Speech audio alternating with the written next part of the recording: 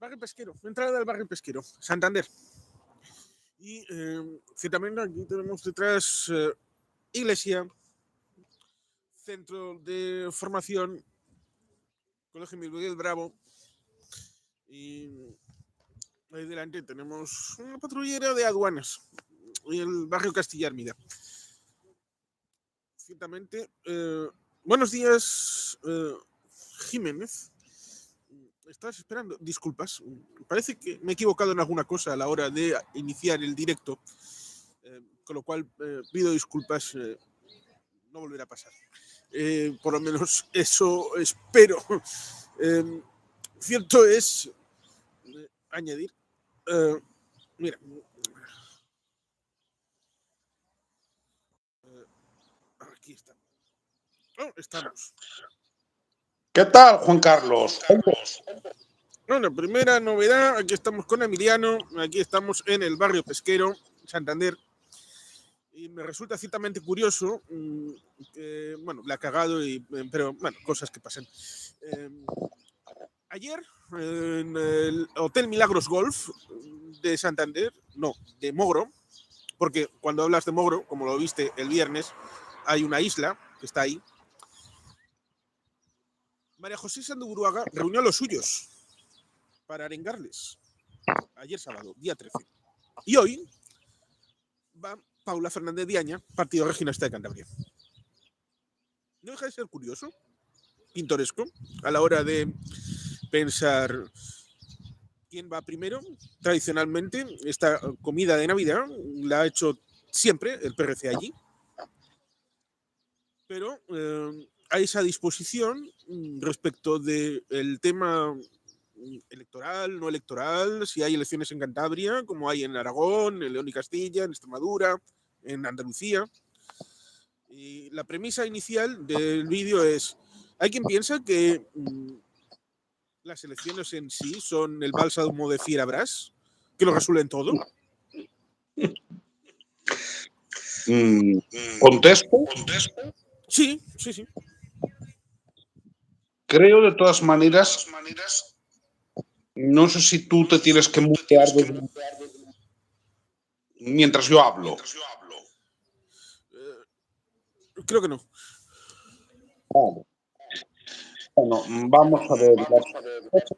No son el bálsamo de Fierabras, pero a veces son inevitables.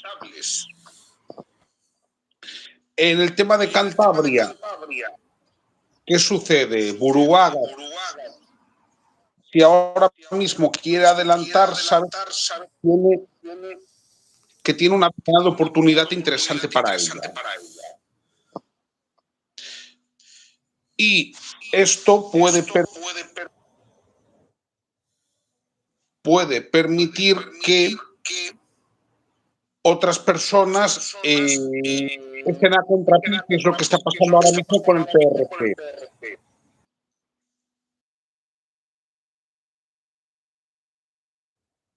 Sí, creo que ya sé cómo mutearme a mí mismo. Pero casi mejor que me cambio de localización para que no se venga el sol, que sería una tercera parte.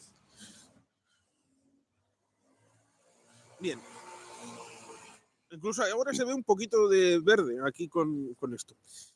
Sí, resulta ciertamente curioso porque la gente se olvida de ese pequeño matiz como es el hecho de que las elecciones, aunque sean ahora, en 2026, en abril-mayo en Cantabria, serán igualmente en mayo de 2027.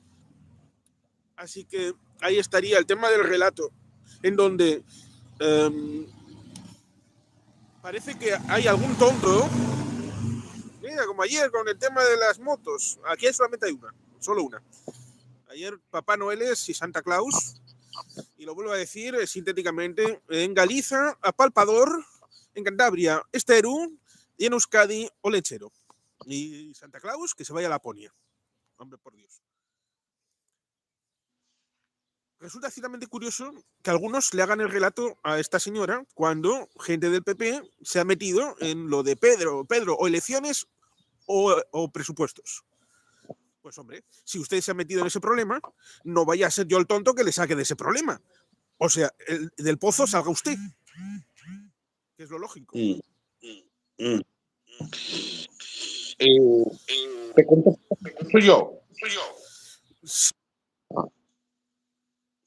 Bien, yo lo que veo es lo siguiente. Efectivamente, la narrativa era esa. Si Buruaga fuese coherente, lo que es convocar las elecciones. ¿Qué pasa? Ahora, gracias a algún alcalde levantisco del PRC al que le gusta mucho hablar en los medios de comunicación y no en los canales internos del partido, que es donde se tiene que hacer, y esto me vale para todos los partidos, no solo para el PRC, se le puede poner una coyuntura mejor de la que ella esperaba. Es decir, si yo fuese Buruaga, honestamente, me pongo en sus zapatos, ya desde el punto de vista de lo que es la táctica política, yo convoco para febrero. Convoco para febrero, ¿por qué? Porque tienes problemas en otros partidos, pueden darte los números con Vox, ojo, porque este está pensando en que le den con Vox, no nos vamos a engañar.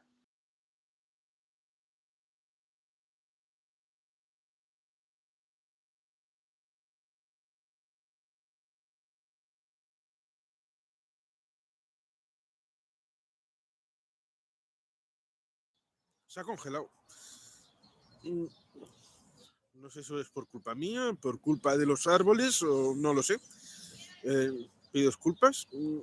Igual conviene recordar tal y como están los bolos pinados en este momento, que son de 35 escaños que tiene la Cámara Autonómica, 15 del PP, 4 de Vox, 8 del PRC y 8 del Partido Socialista.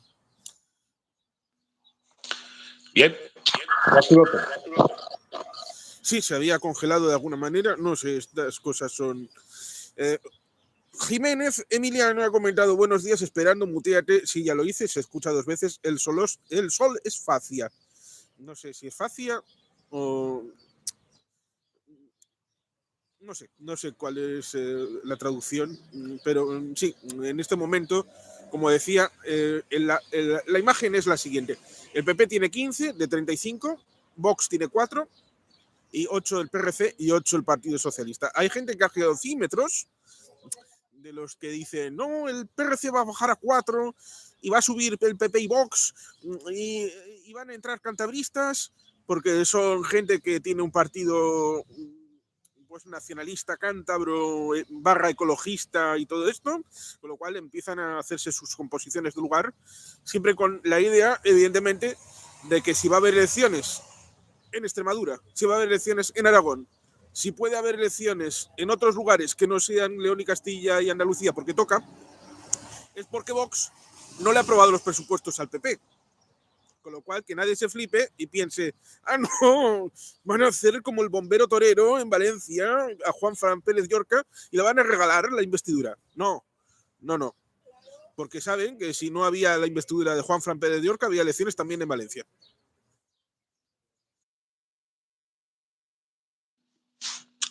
Claro, a ver, a los ojímetros hay que hacerles el caso que hay que hacerles y creo que en esto estaremos de acuerdo, Juan Carlos. Pero, mira, sinceramente, aquí nos encontramos en que puede haber sectores a los que les interese engordar a cantabristas, que aquí no nos chupamos el dedo. Luego, puede haber sectores a los que le interese, ¿cómo diría yo?, minimizar al PRC. Y luego te encuentras a tontos útiles que hacen ese trabajo a veces desde dentro sin darse cuenta, ¿no? Yo veo estas variables. Si hablamos de Sáenz de Buruaga, vamos a ver, Sáenz de Buruaga no ha aprobado presupuestos porque no le ha dado la gana. Es que es eso. Partamos de ahí. Tenía con quién entenderse. Se podía entender con Vox. Se podía entender con el PRC. Porque no lo ha hecho. Pues no lo ha hecho porque no ha cumplido con todos y cada uno de los compromisos que había habido con los 2 presupuestos aprobados anteriormente, gracias al PRC. Y desde el Comité Ejecutivo Regional se puso un lineamiento claro de: tienes que cumplir esto en 30 días Y si no se cumple, entonces no abrimos un plazo de negociación de presupuestos. Que esto es tan sencillo como eso. Dentro del partido hubo un órgano donde curiosamente participan esos alcaldes, porque del último momento ahora han incorporado a los alcaldes por el hecho de serlo, lo cual a mí me parece equivocado. Porque una cosa, yo, claro, como vengo de la tradición de AJPNV, yo veo que los alcaldes gestionan, pero no condicionan internamente en el ámbito político, que es lo que corresponde. Y además, un elemento interesante, porque aquí hay asambleas de dirigentes para el Partido Regionalista de Cantabria, pero no hay una asamblea regional de militantes, lo cual también sería interesante a la hora de que la gente no se vuelva así con estas cosas respecto de pensar de su capa un sayo y pensar que su choco es un negociado, sino está inmerso dentro de una corriente más amplia, que es lo del partido, que es el ámbito regional, que es el ámbito comarcal, que es el ámbito municipal, y teniendo en cuenta de que esto es régimen común, porque si esto fuera régimen foral, pues igual puedes decir, vamos a aprobar los presupuestos territoriales, el de Vizcaya está con mayoría absoluta al gobierno, pero en Álava y en Guipúzcoa no, porque de ahí depende una parte importante a través de Udalkutxa para el presupuesto municipal. Pero aquí no. Aquí, teniendo en cuenta de que es régimen común, teniendo en cuenta que depende en buena medida de la financiación y del tema del presupuesto de Madrid, de España, deberían de exigirle a esos partners del PP, que alguno hay de PRC, PP, PRC en algunos municipios, si quieren meterse en ese embolado, que el PP exija a Feijóo o a los diputados de Cantabria en el Congreso y en el Senado que faciliten el presupuesto de Pedro Sánchez y faciliten la financiación autonómica actualizada, que eso sería tan importante como el presupuesto regional para las cuentas de estos municipios. Sí, sobre el papel tendría que ser así y tendrían que pedirse ese tipo de explicaciones. Hay algo muy interesante que has comentado, ¿no? Y es que el PRC apuesta por una organización donde los alcaldes tienen mucho peso, ¿no? A ver, eso es un riesgo muy grande, un riesgo, y además es típico del modelo de partido de notables, donde es el cargo público el que tiene el poder, ¿no? Y esto es que ya nos viene del reinado de Isabel II, ¿no? Cuando los partidos políticos, los progresistas y los moderados, eran básicamente partidos de notables, ¿no? No había una militancia, hacían algún manifiesto cuando había elecciones y punto, ¿no? Pero ¿qué problema tiene esto? Y es un problema muy gordo, que al final, y yo esta parte lo he visto aquí en Galicia también, dependes del chantaje y de los intereses de unos alcaldes, ¿no?, que pueden ir en contra de determinados intereses generales, ¿no? Y esto es muy complicado. Aquí no se está diciendo que los alcaldes no tengan voz, claro que la tienen que tener, pero como la tiene que tener la militancia. E incluso debo decir que en partidos tradicionales cada vez se está yendo más, y esta es un poco la encrucijada, ¿no?, que el PRC tendría que resolver cuanto antes por su bien y por el bien de Cantabria, de que, señores, tú cuando conviertes tu partido en un partido de alcaldes, estás tangado a largo plazo, ¿de acuerdo? ¿Por qué? Porque acabas dependiendo de esto. Incluso Manuel Fraga, nada sospechoso, ¿no?, de tal, tuvo que reformar la ley electoral en Galicia, cuando él era presidente de la Xunta, para que un alcalde en ejercicio no se pudiera presentar al Parlamento de Galicia, porque eran auténticos poderes fácticos, ¿no? Y claro, aquí tienes estos alcaldes que tampoco son tantos. Una cosa es lo que diga el diario Montañés y otra cosa.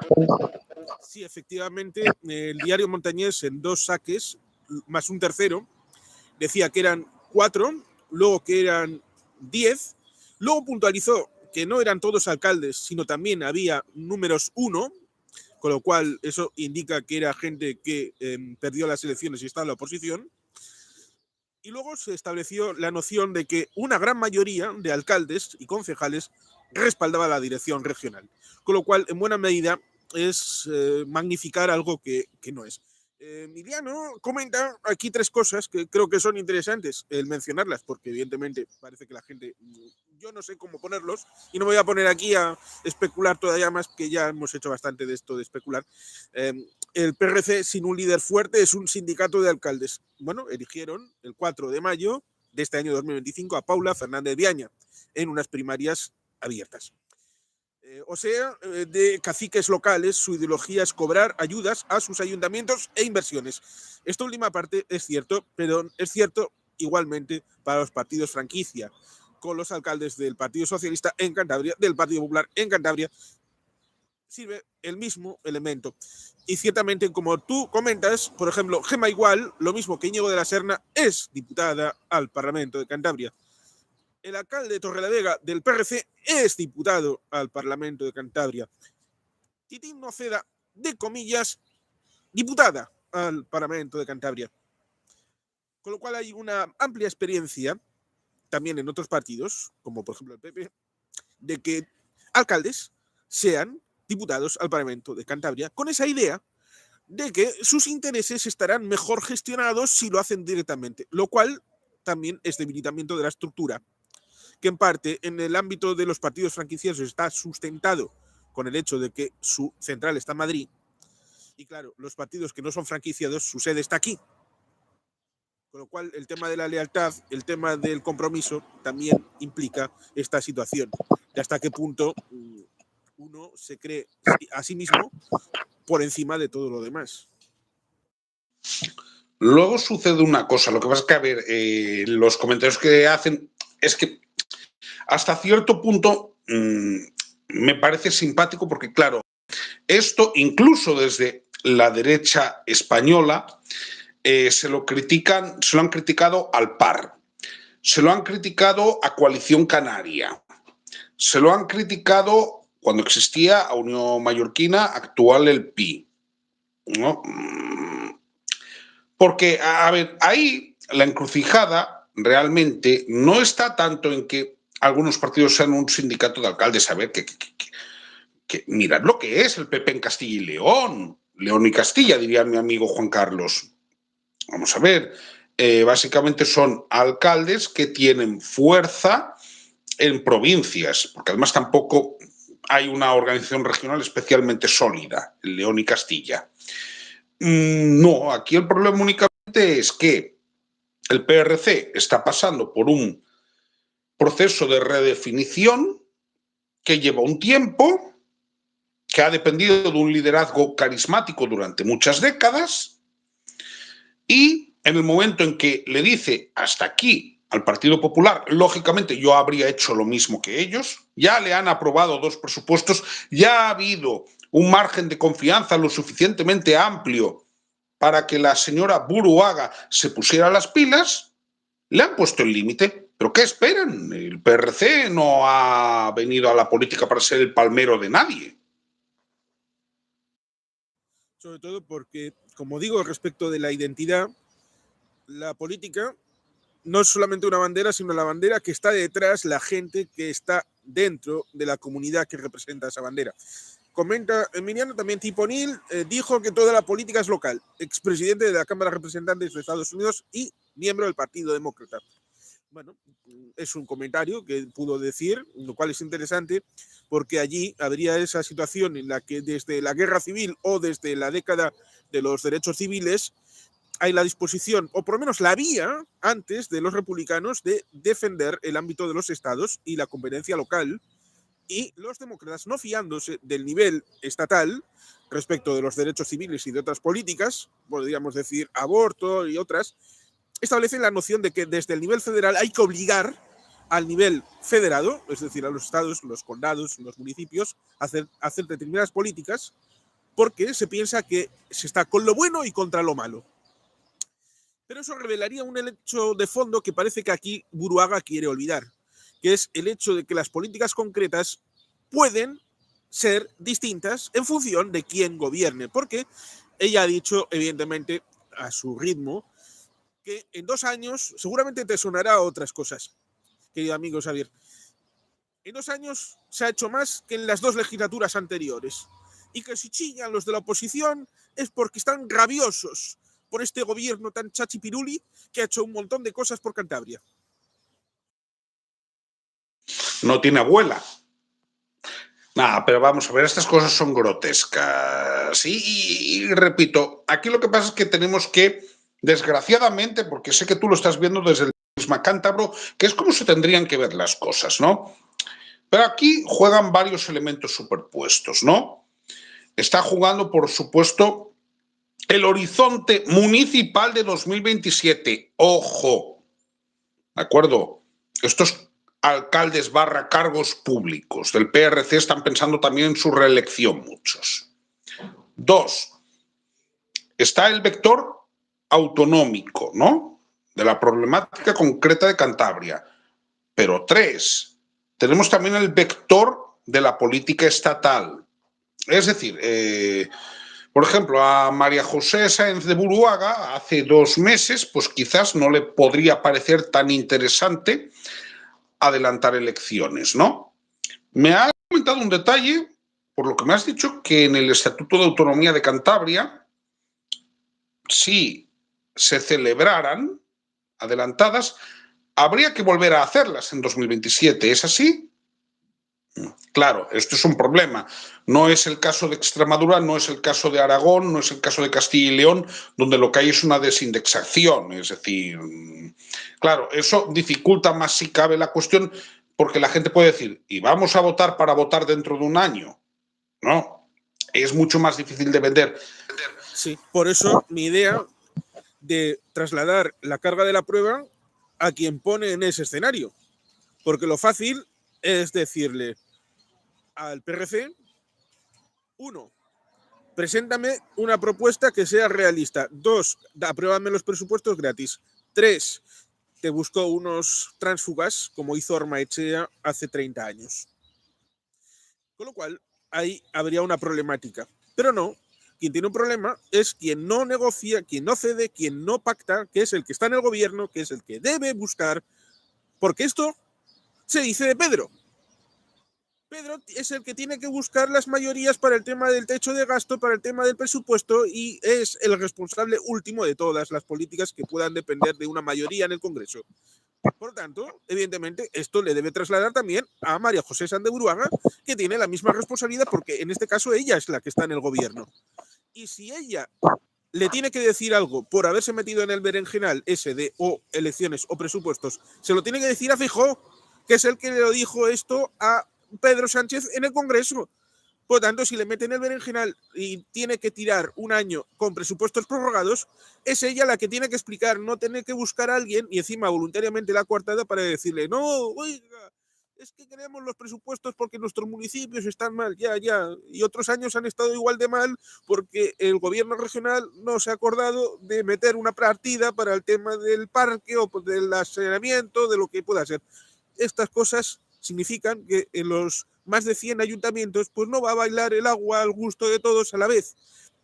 Con lo cual hay que trasladar la carga de la prueba en, ¿quiere usted convocar elecciones? ¿Elecciones o presupuestos? ¿No tiene presupuestos? Pues convoca elecciones porque usted es la que se ha metido en el berenjenal o su jefe la ha metido en el berenjenal. ¿Que dentro de un año tiene que convocar elecciones también? ¿En 2027? Pues entonces explíqueselo usted a la ciudadanía.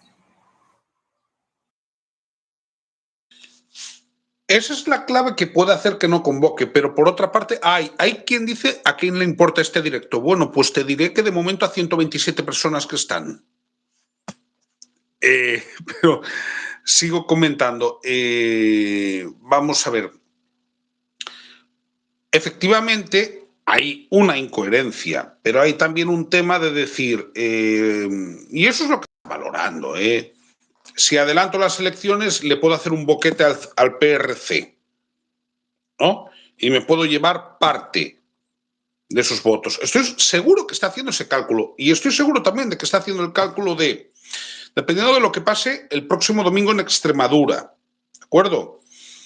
Dependiendo de lo que pase el 8 de febrero en Aragón.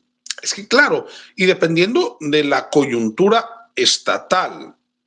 Es que el vector estatal y el desgaste. Yo diría desgaste, ¿no? Y ya no quiero entrar en cuestiones demoscópicas porque, bueno, hay que hablar de ellas, pero a veces uno parece un augur, ¿no?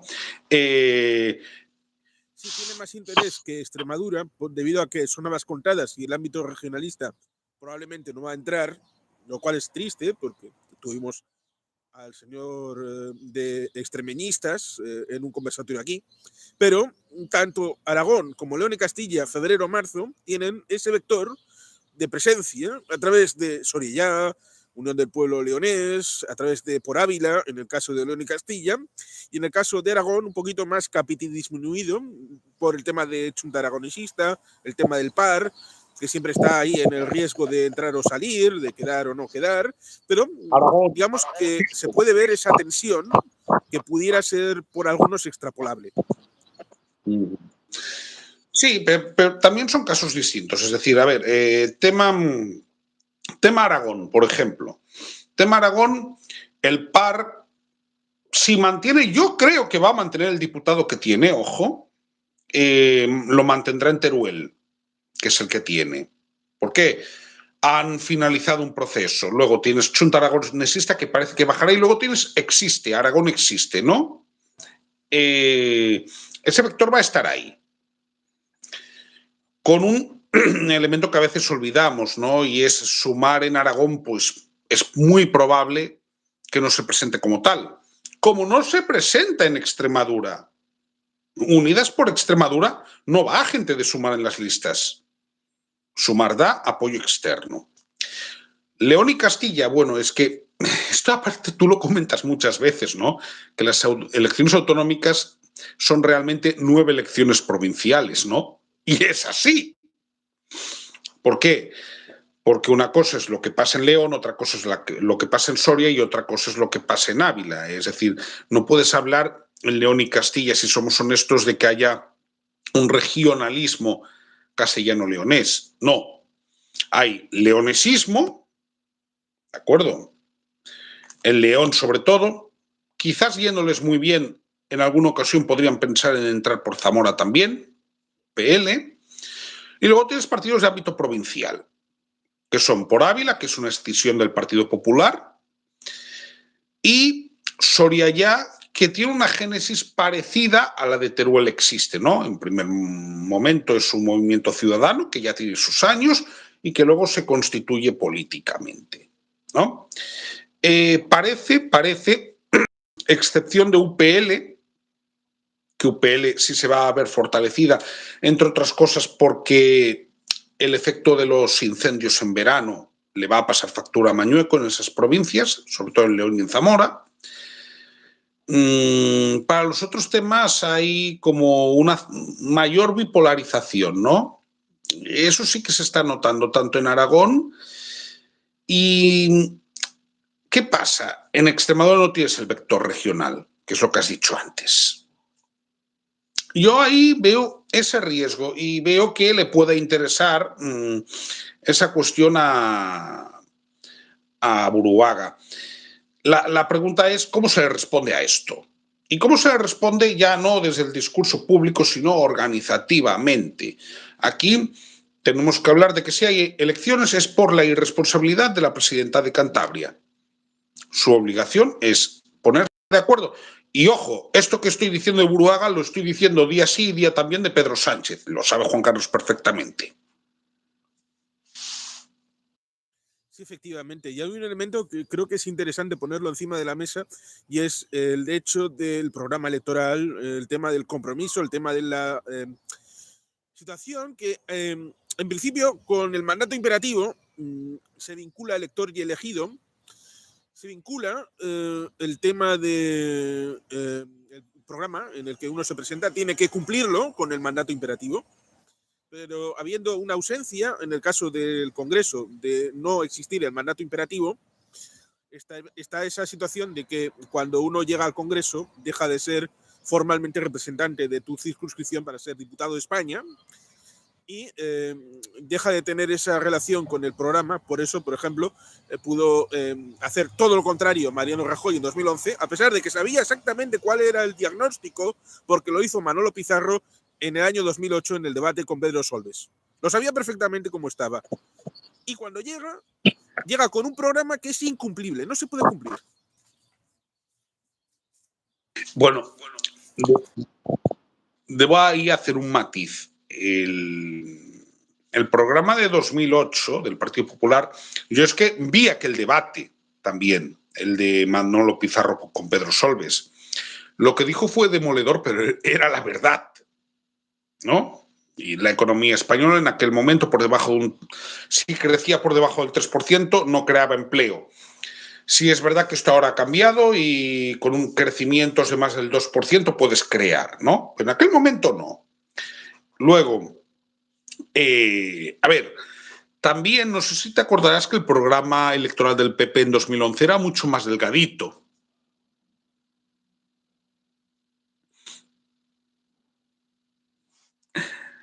Por supuesto, lo incumplió a las... Sí, tiene algo que ver, supongo, el comentario de William Pereira que dice: acá nos llega que España está exportando mucha juventud por falta de oportunidades y que se dirigen a Latinoamérica.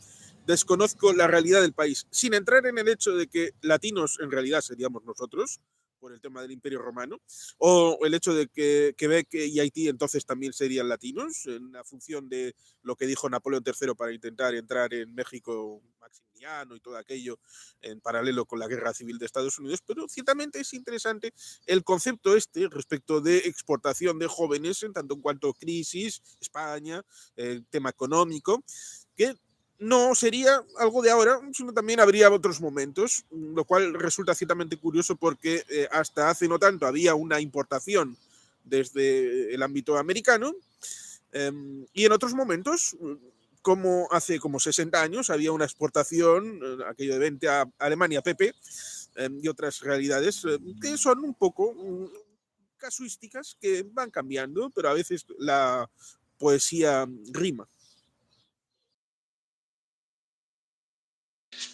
Sí, bien, William. También hay que decir que este flujo para mí ahora mismo es bidireccional, es decir, sí estamos acogiendo latinos para trabajos quizá de menos cualificación en gran medida y estamos exportando quizás titulados universitarios, pero yo creo que ahora mismo tenemos que hablar más bien de un flujo bidireccional. Creo que sería lo más honesto. La situación del país, vamos a ver, del país si entendemos el Estado español, aunque debo aclarar, Juan Carlos es vasco, yo soy gallego. Bueno, lo hemos hablado alguna vez, tienes cifras de crecimiento macroeconómico que son buenas, pero sí es verdad que tienes problemas de carestía de la vida muy marcados, esto es la verdad, y luego no tienes problema para acceder a empleos poco cualificados, pero cuando se trata de empleos de cualificación, sí, pero vamos a ver, llevamos expulsando mano de obra cualificada 15 años, no es algo novedoso. Sí, y con el tema de los presupuestos ideológicos y el programa electoral, hay un elemento que añado, que es el hecho de que si quien promete piensa que puede engañar a la gente diciendo que puede hacer todo, y la gente se lo cree, ahí tenemos ese problema de que se piensa que con haber una elección hay el bálsamo de Fierabras que lo va a resolver todo. ¿Por qué? Porque evidentemente cuando alguien está en el gobierno lo que quiere es retenerlo, y quien está en la oposición lo que quiere es hacer todo lo posible para que ellos tengan el poder y quitárselo al otro. Pero hay formas y formas. Si coges programa, una panoplia de los partidos que sean más o menos centrados o más o menos que tienen posibilidades, y ves un cambio tan radical que sean incompatibles en todo, eso significa un riesgo sistémico, porque entonces revela que no hay elementos que estén de acuerdo entre los partidos de fondo para el tema del consenso social. Porque siempre en una sociedad tiene que haber consensos básicos que sean más o menos inmutables, que sean intocables, que no se puedan entrar en el debate partidista siempre. Porque si entran, eso significa que esa sociedad está fracturada. Yo lo que sí le critico precisamente al Partido Popular, una de las cosas que le puedo criticar, es que ahora mismo podrían hacer más por construir consensos de lo que están haciendo. Es decir, si hubieran cumplido las condiciones con el PRC, pues probablemente el PRC quizás no les habría votado a favor, pero no estaría en esta posición. Nos dice Emiliano, mi experiencia me dice que un alcalde popular es más fuerte que la dirección de su partido, si va a por él, pierden la alcaldía. Claro, Emiliano, pero si esto lo he estado diciendo hace un rato. También, a ver, también te digo una cosa, depende de dónde. Te puedo decir que en Galicia los alcaldes tuvieron mucho más poder del que tienen ahora. Digo orgánicamente, en el Partido Popular de Galicia. Tienen poder, tienen influencia, pero mira, incluso me atrevería a decir una cosa, fíjate, en Galicia, por ejemplo, diría que los alcaldes del PSOE tienen más poder real en la organización que el que puedan tener los alcaldes del PP. Y de poder condicionar, y eso que sí, hacen primarias y todas estas historias, ¿no? A ver, vamos como todo. Ahí lo que hay es, para no desviarme, un incumplimiento programático, una obligación por parte de María José Sáenz de Buruaga de buscar consensos, no tirar por la calle de en medio, porque además si tira por la calle de en medio lo está haciendo por un tema puramente cortoplacista, ni siquiera pensando en el futuro de Cantabria. En tanto en cuanto a medio y largo plazo, tú tienes que pensar en que no puedes someter a la sociedad al estrés de votar sin necesidad 2 veces en un año para unas autonómicas. Y otra cosa, hay precedentes de quien lo hizo. Me estoy acordando de Francisco Álvarez Cascos. Por no aprobar unos presupuestos, no le salió bien, la repetición. Así que cuidado con esto. Y antes de dejarle la palabra a Juan Carlos, que dentro de poco me tengo que ir, pero quiero contestarle aquí a Emiliano. Me dice, ahora los alcaldes en Galicia mandan hijos, primos, sobrinos y amigos al Parlamento. Vamos a ver. Evidentemente que en los partidos políticos hay gente promocionada. Hombre, no estamos descubriendo la rueda. Pero no es tan directo, no es tan directo, e incluso estas cosas a veces crean disfunciones. No es el tema de pongo a un interpuesto, no. Debo decirlo, y yo no he votado en mi vida ese partido político, pero si he de ser honesto, no es así. Y seguramente se podría hablar del tema de Cataluña, de los alcaldes del PP, que ahora tiene alguno más, pero sería más interesante el hablar del hecho de que aquí en Cantabria el que aparece como el más levantisco de este grupito que le ha dado Pablo el diario Montañés es una persona que lleva 46 años de alcalde, 46. Y este año había 2 personas con 46 años de alcalde, uno del PP y uno del PRC en esta región. Cuando se deja solamente los del ámbito local, recuerdo que en Castro había alcalde regionalista este siglo con el señor Muguruza y pasaron cosas con el señor Muguruza. Otra cosa es que después con el señor Lolín, con el señor Jesús Gutiérrez, hubo un momento en el que pudo tener la alcaldía, pero no fue posible. Laredo, tienes en el paseo de los Lareranos, ahí en Foz, tienes una placa donde el señor Santos Revolvo, alcalde por el PRC. ¿Dónde está el PRC ahora? En Laredo. Perdió la alcaldía cuando Santos Revolvo dejó de ser candidato. Y con lo mismo nos podríamos encontrar con el hecho de Astillero, que está aquí atrás, primero Camargo, pero luego Astillero. Y en Camargo también podría decir, pero no voy a hablar de la situación de Héctor Manuel Lavín y las consecuencias que hubo después. Pero sí, en Astillero, Paco Ortiz fue alcalde y ahora el PRC no tiene representación en el ámbito municipal. Con lo cual, ¿por qué tener esa situación en la que aquí en el Arco de la Bahía el 40% del censo es importante, pero puedes fijarte en municipios como los Corrales de Huelna, ¿vale? Tienes 11 concejales, de 11, pleno, pero de ahí no vas a sacar más votos. Y lo importante es maximizar el número de votos en las zonas urbanas. Darle poder a unos alcaldes que están en zonas rurales. Tiene sus... Efectivamente.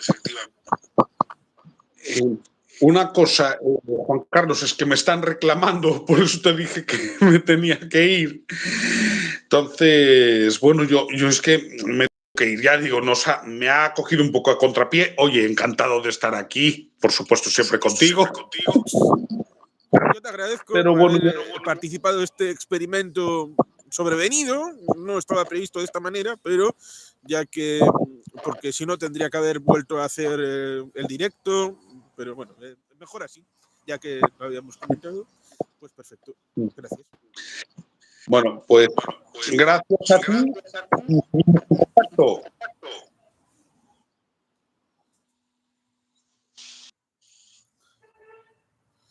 Bien, pues parece que al final ha salido algo, más o menos.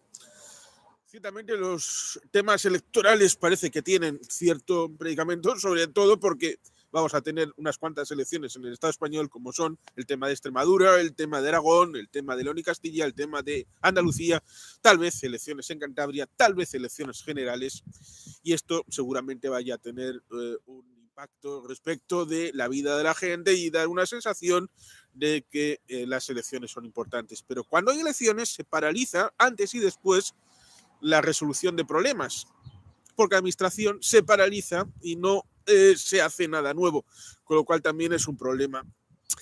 ¿Hasta qué punto las elecciones resuelven los problemas, transforman las situaciones con un cambio de gobierno, con otras personas que puedan entrar? Y, Emiliano, puedes comentar el hecho de que también hay poderes no electos, por ejemplo, los funcionarios, y otros cuerpos que pueden pulular en la influencia política, que no son electos, pero tienen una importancia bastante relevante.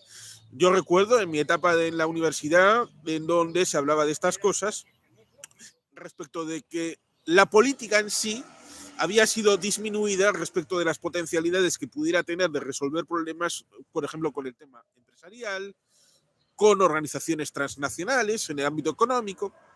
Estas cosas que a veces se decían, pero se ha dejado de hablar de ellas, y se da la sensación de que hoy la política sería todopoderosa, cuando en absolutos, en máximos, no se puede hablar, porque evidentemente cuando se habla en términos de blanco o negro, pues al final del día acabas con víctimas. ¿En qué punto estamos? Pues en uno en el que el chup-chup está ahí a la hora de subir, la polarización está, no es el momento de mayor polarización, creo, de los últimos 50 años. Como comenté ayer, hubo polarizaciones importantes en el 93-96 o en 2004-2008.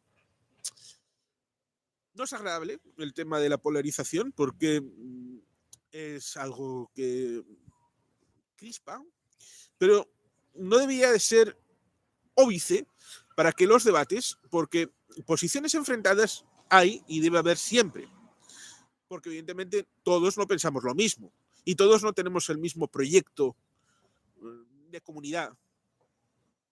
Otra cosa es que sea binario, de o estás con estos, y si no puedes estar con estos, entonces significa que estás con los otros. Y eso también es un problema a la hora de configurar una realidad que no es blanco o negro, sino toda la paleta de colores que hay en medio. Por supuesto, agradezco a todos los que habéis estado, los que habéis comentado, Emiliano, William Pereira y, por supuesto, a Xavier Grandío Araujo, que ha tenido a bien acompañarme en este experimento de directo dual en este domingo, día 14 de diciembre, desde aquí, desde el barrio pesquero de Santander, al lado de una plaza donde se pueden comer buenas rabas y que al personaje protagonista de Burdinsal, en honor de Borrozzi, le traigo a que venga aquí a comer unas rabas aquí al pesquero. Agradezco, por lo tanto, a todos los que habéis estado por aquí y volveremos con más directos, conversatorios, vídeos. Aquí no paramos. Así que, sin más, queridos patitos, eskerrik asko, agur berobat, beti gelpean.